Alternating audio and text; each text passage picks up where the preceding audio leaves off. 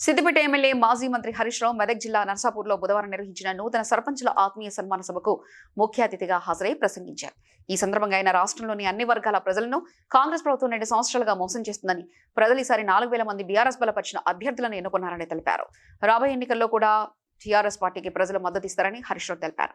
కార్యక్రమంలో ఎమ్మెల్యే సునీతా లక్ష్మారెడ్డి, నర్సాపూర్ నియోజకవర్గంలోని పార్టీ నాయకులు, కార్యకర్తలు పెద్ద ఎత్తున పాల్గొన్నారు. 32 జిల్లా పరిషత్ మన గవర్నమెంట్ ఉన్నప్పుడు బీఆర్ఎస్ అధికారంలో ఉన్నప్పుడు 32 జిల్లా పరిషత్లకు 32 మనమే గెలిచాం.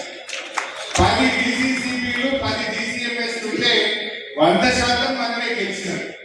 సర్పంచ్ ఎన్నికల్లో 80 నుంచి 90% మనమే గెలిచినాం. మరి ఈ రోజు సీట్ రివర్స్ అయింది.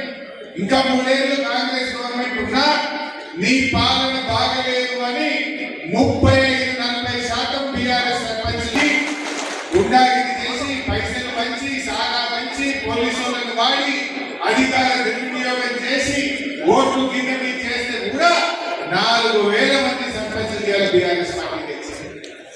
రేవంత్ రెడ్డి అప్పుడు అంటాడు ఏ బీఆర్ఎస్ చచ్చిపోయి లేదంటాడు. కానీ నిద్రలో కూడా బీఆర్ఎస్ గురించే కల్పనిస్తాడు.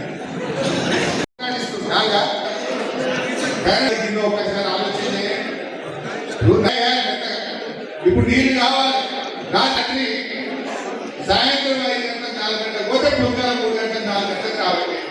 చెప్పుగా 24 గంటలకు రావాలి. దాముంటే రేవంత్ రెడ్డి 5 ఏళ్ళే కదా. ఇప్పుడు ఈ కాంగ్రెస్ దోసాలు అంటే ఎక్కువ ఉండదు.